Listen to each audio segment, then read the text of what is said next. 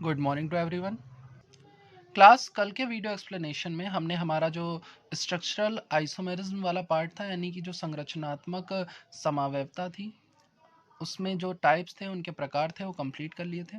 And आज हम start करने जा रहे हैं हमारा स्टीरियो आइसोमेरिज्म, जो कि होती है त्रिविम समावयवता। त्रिविम समावयवता में मैंने आपको बताया था कि इसमें जो हमारा मॉलिक्यूलर फॉर्मूला और स्ट्रक्चरल फॉर्मूला, यानी कि जो अणु सूत्र और जो हमारा संरचना सूत्र है, वो दोनों ही एक समान होते हैं, वो दोनों सेम होते हैं। बट यहाँ पर जो चेंज आएगा वो आएगा कि मॉलिक्यूल को जब हम 3D स्पेस में उठाकर रखते हैं, जब हम अपने अणु को त्रिविमीय क्षेत्र में रखते हैं, तो कार्बन से जुड़े जो परमाणु होते हैं, उनकी जो स्थान होते हैं त्रिविम क्षेत्र में, वो अलग अलग होते हैं, जिसके कारण जो मॉलिक्यूल है, जो अणु है, उसकी जो ऑप्टिकल प्रॉपर्टीज़ होती हैं, यानी कि जो प्रकाशीय गुण होते हैं, उनमें अंतर आ जाता है। और ऐसे जो हमारे कंपाउंड्स होते हैं जिनके प्रकाशीय गुण भिन्न भिन्न होते हैं, ऑप्टिकल प्रॉपर्टीज़ डिफरेंट डिफरेंट होती हैं, उनको हम एक दूसरे का स्टीरियो आइसोमर या त्रिविम समावयवी कहते हैं। और उस समावयवता को त्रिविम समावयवता यानी स्टीरियो आइसोमेरिज्म के नाम से जाना जाता है।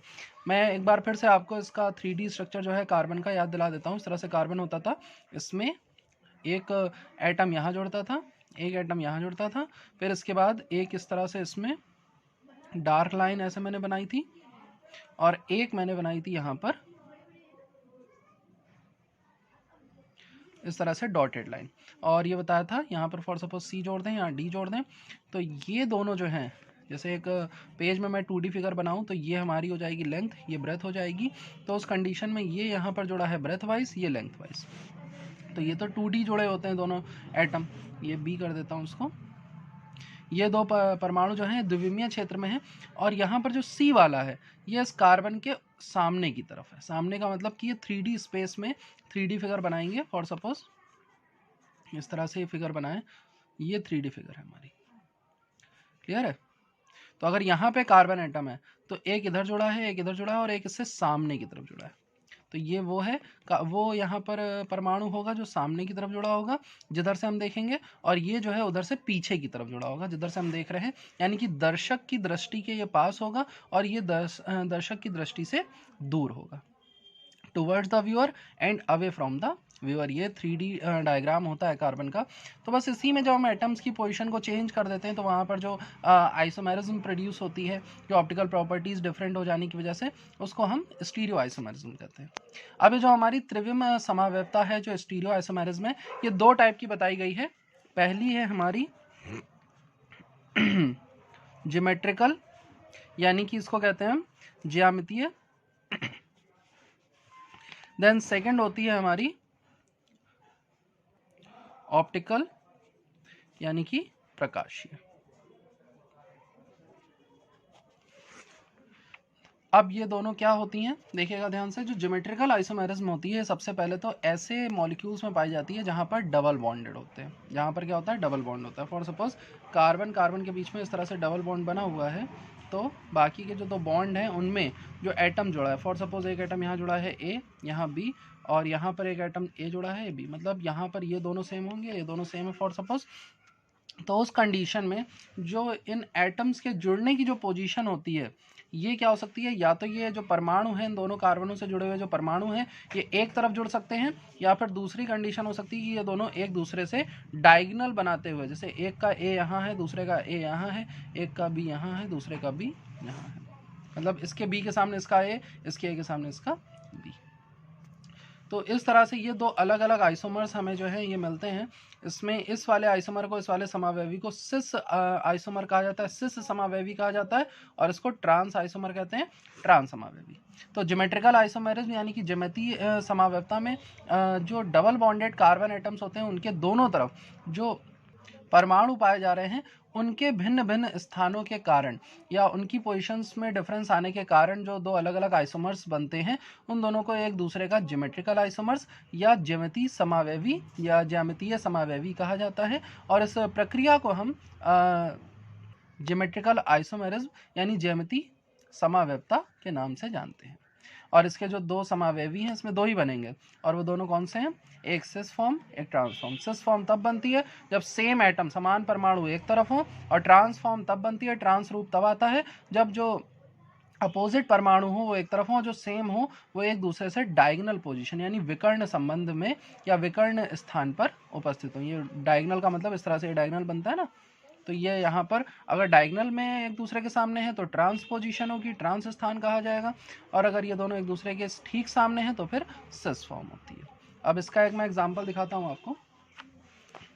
जैसे फॉर सपोज ये मैंने कार्बन ले लिया, डबल बॉन्ड कार्बन, इधर COOH लगा दिया और इधर भी COH लगा दिया और इसके इस साइड H लगा दिया और इस साइड H। तो अभी क्या है, इन दोनों कार्बन एटम्स में जो सेम ग्रुप है या जो सेम एटम है, माने समान परमाणु या सेम अणु जो हैं वो एक सामने हैं, एक साथ हैं, एक ही दिशा में है। और यहाँ पर देखिए हाइड्रोजन हाइड्रोजन ये दोनों एक डायरेक्शन में हो गए। दूसरी बार में यहाँ पे मुझे क्या करना है, C डबल बॉन्ड C कर दिया, इसका COH इधर बना दिया और इसका COH इधर बना दिया और इसका H इधर लगा दिया, इसका H इधर लगा दिया। तो देखने में तो देखिए दोनों का मॉलिक्यूलर फॉर्मूला तो सेम रहेगा और इन दोनों का स्ट्रक्चरल फॉर्मूला भी सेम है। स्ट्रक्चरल फॉर्मूला में भाई 1 2 3 4 1 2 3 4 4 कार्बन आ रहे हैं। यहाँ पर भी इस कार्बन से COH जुड़ा है, यहाँ पर इस कार्बन से COH, इधर भी वही है कि दूसरे और तीसरे पोजीशन पर ये COH ग्रुप जुड़े हुए हैं। तो स्ट्रक्चर कहीं से डिफरेंस नहीं है, संरचना सूत्र समान है और जो हमारा मॉलिक्यूल का जो फॉर्मूला है, मॉलिक्यूलर फॉर्मूला है वो भी सेम है, आणविक सूत्र भी समान है। बस यहाँ पर जो पोजीशन चेंज कर दी हमने, स्थान बदल दिया, जिसके कारण इन दोनों के प्रकाशीय गुण जो हैं वो अलग अलग हो जाते हैं। अब केमिस्ट्री में इसको हम लोग कहते हैं मैलिक एसिड। क्या कहते हैं? मैलिक एसिड यानी मैलिक अम्ल के नाम से जाना जाता है। और ये होता है हमारा फ्यूमेरिक एसिड यानी कि फ्यूमेरिक अम्ल के नाम से इसे जानते हैं। सेम कंपाउंड है फिर भी नाम क्या होते हैं इनके अलग अलग होते हैं, क्योंकि थोड़े बहुत प्रॉपर्टी जो है ये डिफरेंट शो करते हैं। तो इस तरह के जितने भी हमारे मॉलिक्यूल्स होंगे जिनमें डबल बॉन्डेड कार्बन एटम्स के दोनों तरफ जो एटम्स पाए जा रहे हैं, उनमें डिफरेंस होने की वजह से, उनकी पोजीशन में डिफरेंस होने की वजह से, उनके स्थान में अंतर होने की वजह से जो अलग अलग ग्रुप हमें मिलता है, अलग अलग जो मॉलिक्यूल मिलता है, उसे हम एक दूसरे का ज्योमेट्रिकल आइसोमर यानी कि ज्यामितीय समावयवी कहते हैं। और इस प्रक्रिया को ज्योमेट्रिकल आइसोमेरिज्म यानी कि ज्यामितीय समावयवता कहा जाता है। इसके बाद ज्योमेट्रिकल आइसोमेरिज्म होने की अपनी कुछ कंडीशंस होती हैं। जैसे सबसे पहली कंडीशन तो ये हो गई कि जो दो कार्बन एटम्स डबल बॉन्डेड हैं उनसे जो एटम जुड़े हैं वो चारों के चारों एटम जो हैं वो एक समान नहीं होने चाहिए, क्योंकि अगर ये सारे के सारे एटम एक जैसे हो जाएंगे तो उस कंडीशन में आप किसी की भी पोजीशन चेंज करोगे तो पता ही नहीं चलेगा। फॉर सपोज इधर भी हाइड्रोजन, इधर भी हाइड्रोजन, इधर भी हाइड्रोजन, इधर भी हाइड्रोजन, तो आप पोजीशन चेंज भी कर दोगे तो कैसे पता चलेगा कि कौन से हाइड्रोजन की पोजीशन चेंज हुई है? तो अगर ऐसा कुछ है तो भी यहाँ पर ज्योमेट्रिकल आइसोमेरिज्म नहीं होगी। दूसरा condition, for suppose C double bond C है और यहाँ पर A ले लिया, यहाँ पर A ले लिया, यहाँ A ले लिया, यहाँ B ले लिया, तो इस कंडीशन में भी अगर आप पोजीशन चेंज करते हो तो भी यहाँ पर ना तो सिस बन पाएगा ना ट्रांस बन पाएगा, क्योंकि ये देखिए ये दोनों एक दूसरे से सिस पोजीशन पे हैं और ये दोनों एक दूसरे से ट्रांस पोजीशन पे हैं। तो भी हमें कैसे पता चलेगा कि कब ये सिस फॉर्म बना रहा है, कब ये ट्रांस फॉर्म बना रहा है? तो इस कंडीशन में भी ज्योमेट्रिकल आइसोमेरिज्म नहीं हो सकती। और एग्जाम्पल में देख लीजिए, जैसे फॉर सपोज हमने इधर भी हाइड्रोजन लगा दिया, इधर भी हाइड्रोजन, इधर भी हाइड्रोजन, इधर भी हाइड्रोजन, और यहाँ पर क्या करा, तीन तरफ तो हाइड्रोजन लगा दिया और चौथी तरफ जो है यहाँ पर इधर ये हाइड्रोजन और चौथी तरफ जो है क्लोरीन लगा दिया। तो अगर आप फॉर सपोज कि अभी क्या है, अभी तो ये दोनों एक तरफ है, तो आपको अगर सर ये सिस फॉर्म है तो हम कहते हैं नहीं बेटा देखो ये डायगोनल पोजीशन में भी है तो ट्रांसफॉर्म भी है। आप इसको उठा के ऊपर कर दोगे, इसको नीचे कर दोगे, क्योंकि इन दोनों की पोजीशन तो चेंज कर ही नहीं सकते ना, ये दोनों तो सेम एटम है। इन दोनों की पोजीशन चेंज भी करोगे तो हाइड्रोजन इधर आ जाएगा, तो भी सिस और ट्रांस एक ही मॉलिक्यूल में बनेंगे, तो अलग अलग नहीं बन पा रहे। यहाँ पर तो किसी की भी पोजीशन कैसे भी चेंज कर लो, आपका मॉलिक्यूल जो है वो अलग अलग हो ही नहीं सकता, उसकी प्रॉपर्टीज तो एक जैसी रहेंगी। तो ये दोनों जो हैं वो हमारी ज्योमेट्रिकल आइसोमेरिज्म नहीं शो कर सकते।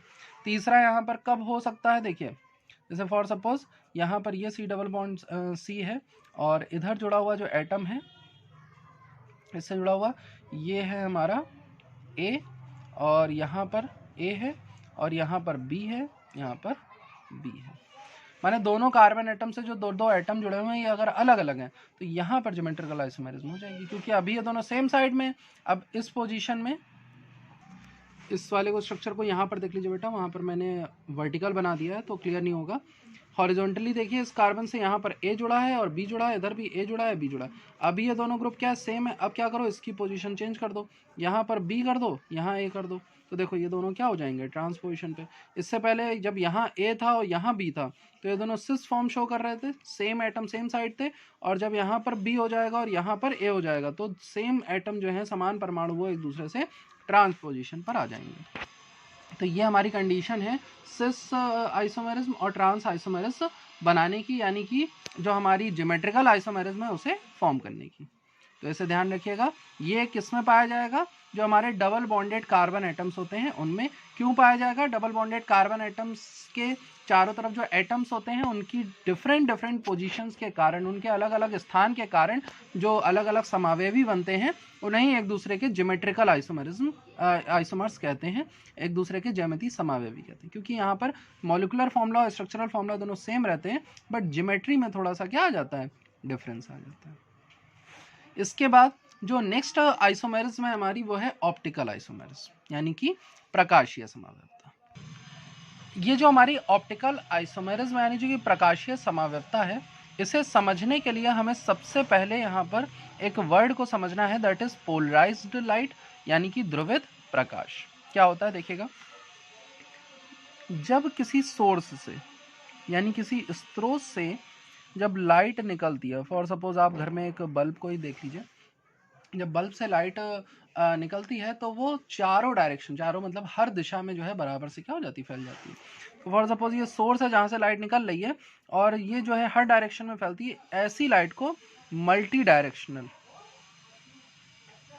हिंदी में से कहते हैं बहुदैशिक। बहुदैशिक का मतलब बहुत सी दिशाओं में फैलने वाली, तो बहुदैशिक ये प्रकाश होता है। लेकिन अगर हम इस बहुदैशिक प्रकाश को, एक एपरेटस आता है हमारा, इसको कहते हैं निकोल प्रिज्म। निकोल ये कैल्शियम कार्बोनेट का बना हुआ एक प्रिज्म होता है, इसमें बहुत पतली सी जो है एक स्लिट होती है, ये बहुत पतली सी यहाँ पर एक महीन सी स्लिट का मतलब छेद टाइप होता है, ऐसे लाइन बनी होती है। तो इसका काम क्या होता है इस क्रिस्टल का, इस निकोल प्रिज्म का, कि जब हम इससे मल्टी डायरेक्शनल लाइट को पास कराते हैं, यानी कि जब हम बहुदैशिक प्रकाश को इसमें से गुजारते हैं, इसमें से पास कराते हैं, तो वो जो मल्टी डायरेक्शनल लाइट है उसमें से जो हमारे कई डायरेक्शन के कंपोनेंट्स थे, मतलब जैसे एक कंपोनेंट हमारा ऐसे ऊपर नीचे था, एक कंपोनेंट हमारा ऐसे दाएं बाएं था, एक कंपोनेंट इस तरह से तिरछा हो सकता है, एक कंपोनेंट इस तरह से हो सकता है, ये सारे मिलकर के यहाँ पर ये मैंने डायग्राम बनाया हुआ है। तो ये एरो जो है ये दिखा रहे हैं कि यहाँ पर जो पार्टिकल के, लाइट के जो पार्टिकल हैं, प्रकाश के जो कण हैं, वो किसी भी दिशा में गति कर सकते हैं। लेकिन जब हम इस प्रकाश को इस निकोल प्रिज्म से पास कराएंगे तो इस निकोल प्रिज्म से केवल वही प्रकाश जो है पास हो पाएगा, वही लाइट का वही पार्ट आगे पास हो पाएगा जो इस स्लिट के पैरेलल होगा। तो फॉर सपोज जब हमने यहाँ पे लाइट ऐसे डाली तो केवल ये वाला जो कंपोनेंट है, ये इसमें से, मतलब सारे कंपोनेंट में से सिर्फ एक कंपोनेंट ही क्या हो पाएगा, निकोल प्रिज्म से पास हो पाएगा। इस कंडीशन में अब ये जो लाइट है ये मल्टी डायरेक्शनल ना होकर के क्या हो गई, यूनी डायरेक्शनल।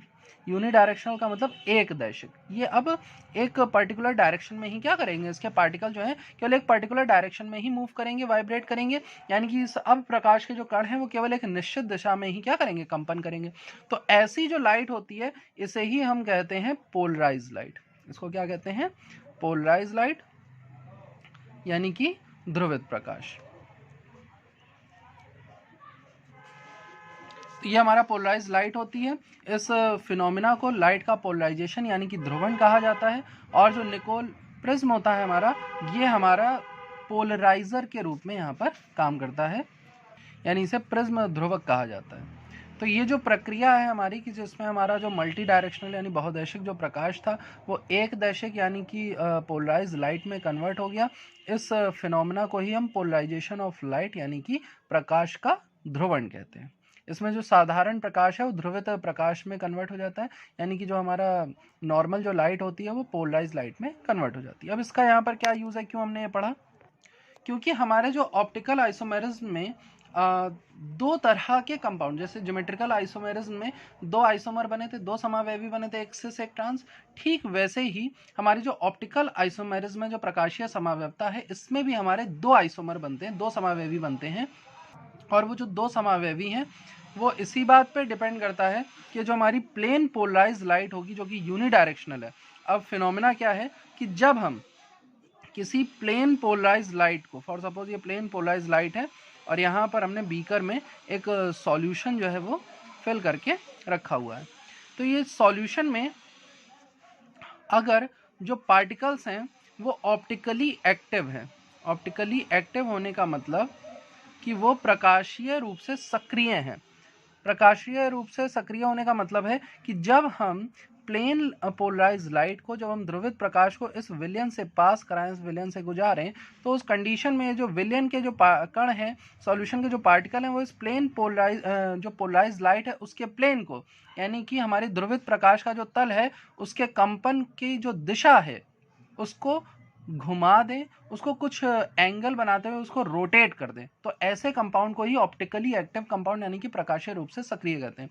मतलब एक लाइन में अगर मुझे बोलना हो तो those compounds which have capacity to rotate the direction of plane of polarised light are called optically active compound, यानी कि ऐसे यौगिक जिनमें ध्रुवित प्रकाश के तल की दिशा को घुमाने की क्षमता होती है, ऐसे यौगिकों को हम प्रकाशीय रूप से सक्रिय यौगिक कहते हैं।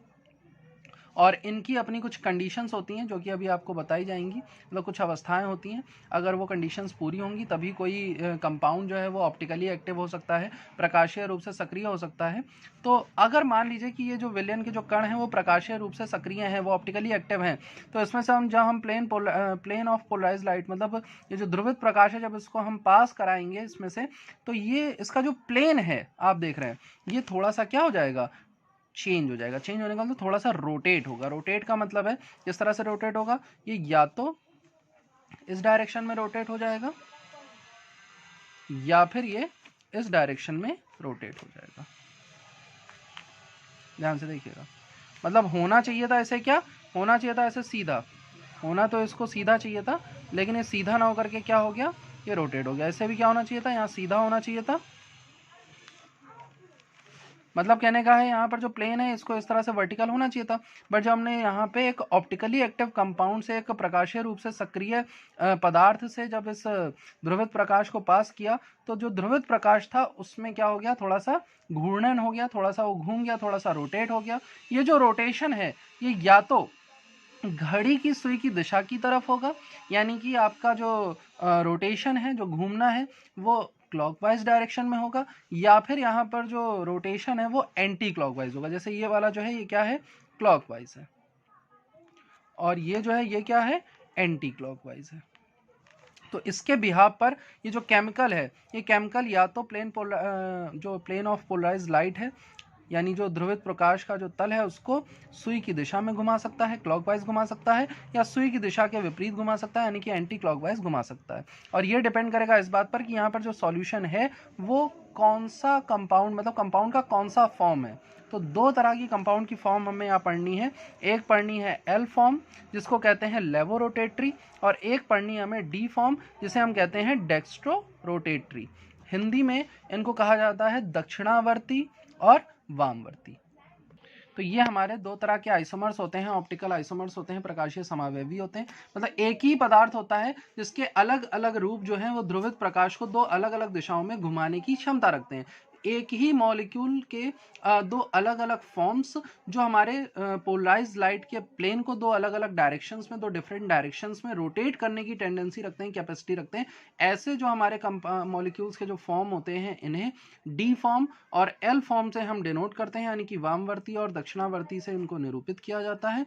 और इन दोनों को हम एक दूसरे का प्रकाशीय समावयवी यानी कि ऑप्टिकल आइसोमर्स कहते हैं, और इस फिनोमेना को ऑप्टिकल आइसोमेरिज्म यानी कि प्रकाशीय समावयवता कहते हैं।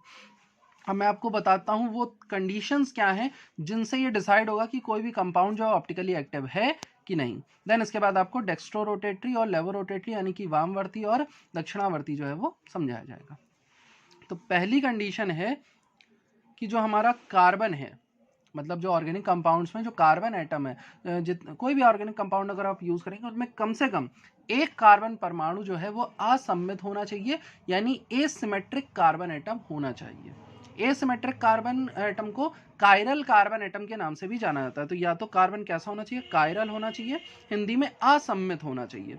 अब ये असम्मित कार्बन क्या होता है, कार्बन की 4 वैलेंसी होती हैं, कार्बन की संयोजकता 4 होती है, तो एक ऐसा कार्बन जिसकी चारों संयोजकताएं अलग अलग या भिन्न भिन्न प्रकार के परमाणुओं या अणुओं से पूरी होती हैं, एक ऐसा कार्बन एटम जिसकी जो 4 वैलेंसीज हैं वो डिफरेंट डिफरेंट एटम्स और ग्रुप से बॉन्डेड होती हैं, ऐसे कार्बन एटम को कायरल कार्बन या असम्मित कार्बन परमाणु कहा जाता है, जिसे हम मॉलिक्यूलर स्ट्रक्चर में स्टार से रिप्रेजेंट करते हैं। तो देखिएगा इसका एक एग्जांपल, जैसे कार्बन है, इधर मैंने इसमें हाइड्रोजन लगा दिया और इधर मैंने इसमें OH ग्रुप लगा दिया, इधर मैंने यहाँ पर CH3 ग्रुप लगा दिया और इधर मैंने लगा दिया COH ग्रुप। तो अगर आप इस कार्बन को देखें, इससे एक तरफ क्या जुड़ा है हाइड्रोजन, एक तरफ क्या जुड़ा है OH, दूसरी तरफ क्या जुड़ा है CH3 यानी मेथल ग्रुप, तीसरी तरफ क्या जुड़ा है कार्बोक्सिलिक ग्रुप। तो ये जो कार्बन है, क्योंकि यहाँ पर 4 अलग अलग एटम्स या ग्रुप से जुड़ा हुआ है, 4 अलग अलग परमाणुओं या अणुओं से जुड़ा है, इसलिए इस कार्बन एटम को हम कायरल कार्बन या एसिमेट्रिक कार्बन, हिंदी में से असम्मित कार्बन की श्रेणी दी गई है। तो जो मॉलिक्यूल है हमारा, जिसे ऑप्टिकली एक्टिव होना है, जो प्रकाशीय रूप से जिसे सक्रिय होना है, उसमें कम से कम एक कायरल कार्बन का होना, एक असम्मित कार्बन का होना जरूरी है। दूसरी जो प्रॉपर्टी है कि जो हमारा मॉलिक्यूल होना चाहिए वो नॉन सिमेट्रिकल होना चाहिए। पूरा का पूरा मॉलिक्यूल जो है, मतलब उसमें कहीं से भी किसी भी तरह की सिमेट्री नहीं होनी चाहिए, किसी भी तरह की सममिति नहीं होनी चाहिए। 3 तरह की सिमेट्री जो है मैथ्स में पढ़ाई जाती है हमको। एक लाइन ऑफ सिमेट्री पढ़ाई जाती है, जैसे फॉर सपोज कि एक स्क्वायर मैंने बनाया और इसमें मैं कहीं पर कोई एक ऐसी लाइन ड्रॉ कर दूं जो इस स्क्वायर को 2 एक जैसे पार्ट में डिवाइड कर दे। फॉर सपोज कि ये लाइन मैंने यहाँ लाइन ड्रॉ कर दी, तो इसमें ये लाइन ऑफ सिमेट्री होगी, क्योंकि इधर से अगर हम इस वाले पार्ट को इस साइड अगर हम फोल्ड कर दें तो ये पूरा का पूरा पार्ट क्या कर लेगा, इस पूरे के पूरे पार्ट को कवर कर लेगा। तो उस कंडीशन में यहाँ पर लाइन ऑफ सिमेट्री हो जाएगी, यानी कि यहाँ पर सममिति हो जाएगी। तो हमारे मॉलिक्यूल में क्या नहीं होनी चाहिए, लाइन ऑफ सिमेट्री नहीं होनी चाहिए, यानी कि हम अपने अणु को कहीं से भी 2 बराबर भागों में ना विभाजित कर पाए। इसका एग्जाम्पल देखना है आपको, देख लीजिए। जैसे फॉर सपोज ये कार्बन है, एक ये कार्बन, इससे मैंने यहाँ पर COH लगा दिया और इससे मैंने यहाँ पर COH लगा दिया, इधर मैंने H लगा दिया, इधर H लगा दिया, इधर OH लगा दिया और इधर OH लगा दिया। अब अगर हम इस कार्बन एटम की बात करें तो इस कार्बन से इधर की तरफ क्या जुड़ा है, हाइड्रोजन जुड़ा है, इधर की तरफ क्या जुड़ा है, OH जुड़ा है, इधर की तरफ क्या जुड़ा है, COH जुड़ा है और इधर की तरफ क्या जुड़ा है, एक दूसरा कार्बन एटम। मतलब ये कार्बन असम्मित है तो पक्का हो गया, यहाँ पर एसिमेट्रिकल कार्बन एटम है और यहाँ पर इसी तरह से ये जो कार्बन है ये भी असम्मित है। तो इसकी पहली वाली डिमांड, पहली वाली कंडीशन तो पूरी हो गई, कायरलिटी होनी चाहिए, असम्मित कार्बन होनी चाहिए। लेकिन अगर हम दूसरी कंडीशन देखें, क्या कि अगर हम यहाँ से एक लाइन इस तरह से ड्रॉ कर दें तो नीचे जो लिखा हुआ है वही चीज़ ऊपर लिखी हुई, यानी कि ये दोनों एक दूसरे के क्या हैं, सिमेट्रिकल हैं। ये जो हिस्सा है और ये जो हिस्सा है, हमारे पूरे अणु का जो हिस्सा है, इसे हम 2 बराबर भागों में क्या कर सकते हैं, विभाजित कर सकते हैं। तो सिमेट्री हो गई, तो ये जो है प्रकाशीय रूप से फिर सक्रिय नहीं रह जाएगा। प्रकाशीय रूप से सक्रिय होने की पहली शर्त तो ये पूरी कर रहा है, लेकिन दूसरी शर्त नहीं पूरी कर रहा है। क्या होना चाहिए, नॉन सिमेट्रिकल। नॉन सिमेट्रिकल का मतलब है कि जो अणु होना चाहिए उसमें कहीं से भी सममिति नहीं होनी चाहिए। अब इसी में हम थोड़ा सा चेंज करते हैं। फॉर सपोज ये हमने COOH लगाया और इधर हमने यहाँ पर COH लगाया। चेंज ये कर दिया कि अब हमने इधर की तरफ हाइड्रोजन जोड़ दिया, इधर की तरफ OH और इसमें इधर की तरफ OH जोड़ दिया और इधर की तरफ H। अब अगर आप यहाँ से ऐसे लाइन ड्रॉ करते हो और इस वाले पार्ट को पलट करके इसके ऊपर रखने की कोशिश करोगे तो यहाँ पर COH तो कवर हो जाएंगे, लेकिन इसका जो OH है वो H पे आएगा और इसका H जो है वो OH पे आएगा। तो इसका मतलब अब इनमें सिमेट्री नहीं हो सकती। तो तब ये दूसरी कंडीशन को क्या करेगा, फॉलो करेगा। और तीसरी कंडीशन क्या कहती है, तीसरी कंडीशन कहती है कि मॉलिक्यूल की नॉन सुपर इम्पोजेबल इमेज बननी चाहिए। सुपर इम्पोजेबल को हिंदी में कहते हैं पूर्णतः अध्यारोपित होना। अध्यारोपणीय जो है, अध्यारोपित नहीं होना चाहिए, यानी कि सुपर इम्पोज नहीं करना चाहिए इसकी इमेज को, इसकी मिरर इमेज को। यानी कि जो हमारा मॉलिक्यूल है, जो हमारा अणु है, उसका जो उसकी जो दर्पण बिंब होता है, दर्पण पर जो बिंब बनता है, वो पूर्णतः अध्यारोपित नहीं होना चाहिए। कहने का मतलब क्या है, जैसे आप ए लेटर के सामने अगर आप मिरर लगाओगे तो आपको मिरर में ए दिखाई देगा। आप इस वाले ए को उठाकर इसके ऊपर रखोगे तो ये क्या कर जाएगा, सुपर इम्पोज कर जाएगा, ये इस पर अध्यारोपित हो जाएगा। लेकिन अगर आप यहाँ पर बी बना दो और इधर इस तरह से मिरर के सामने देखो तो अब आपको बी क्या दिखेगा, उल्टा दिखेगा। यानी कि बी अल्फाबेट की जो इमेज होगी वो इस पर क्या हो रही है, अध्यारोपित नहीं हो रही है, सुपर इम्पोज नहीं हो रही है। तो हमारा जो मॉलिक्यूल है उसमें भी क्या नहीं होनी चाहिए, उसकी भी जो इमेज है वो नॉन सुपर इम्पोजेबल होनी चाहिए, यानी कि वहां पर भी अध्यारोपण नहीं होना चाहिए। जैसे फॉर सपोज यहाँ पर हमने जो एग्जाम्पल लिखा है, अगर आप यहाँ पर मिरर बनाते हो, देखो ध्यान से, तो मिरर बनाने पर होगा क्या, मिरर लगाने पर कि ये जो कार्बन है इसका ये जो हाइड्रोजन है इसका जो लेफ्ट साइड है वो यहाँ पर क्या हो जाएगी, राइट साइड में आ जाएगी, और जो राइट साइड है वो किधर चली जाएगी, लेफ्ट साइड में चली जाएगी। इस तरह से हो जाएगा, देखिए ध्यान से, मतलब इसकी इमेज अगर आप यहाँ पे बनाएंगे तो ये जो हाइड्रोजन इधर राइट साइड में लगा है वो यहाँ पर इमेज में किधर आ जाएगा, लेफ्ट साइड में, और CH3 जो कि लेफ्ट में लगा है वो किधर चला जाएगा, राइट में। अब आप अगर इसको उठा करके इसके ऊपर रखोगे तो उस कंडीशन में यहाँ पर इसकी जो इमेज है वो नॉन सुपर इम्पोजेबल होगी, यानी कि अध्यारोपित नहीं होगी। ये तीसरी कंडीशन होती है।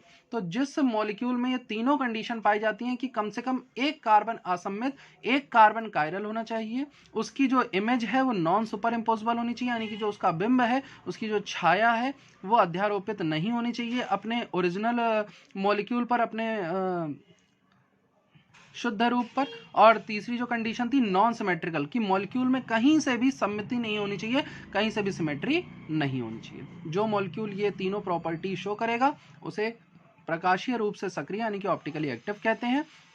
अब यह ऑप्टिकली एक्टिव जो मॉलिक्यूल है इसमें से जब आप अपनी प्लेन पोलराइज लाइट को, यानी कि जब आप अपने ध्रुवित प्रकाश को पास कराओगे तो ये जो मॉलिक्यूल है ये क्या करेगा, ये या तो उस लाइट को क्लॉकवाइज घुमा देगा या एंटी क्लॉकवाइज घुमा देगा, यानी कि या तो ये सुई की दिशा में घुमा देगा या सुई की दिशा के विपरीत घुमा देगा।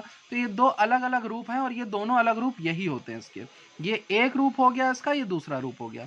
ये क्या करेगा, अगर ये क्लॉकवाइज घुमाएगा तो ये एंटी क्लॉकवाइज घुमाएगा जो प्लेन है पोलराइज लाइट का, यानी कि ध्रुवित प्रकाश के समतल को ये सुई की दिशा में घुमाएगा तो ये सुई की दिशा के विपरीत घुमाएगा। ये मैं एक उदाहरण बता रहा हूँ आपको।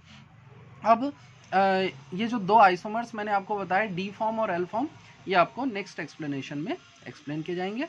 तब तक ये जो आपको पॉइंट समझाए गए हैं इन्हें अच्छे से ध्यान से देखिए। Okay class, thank you.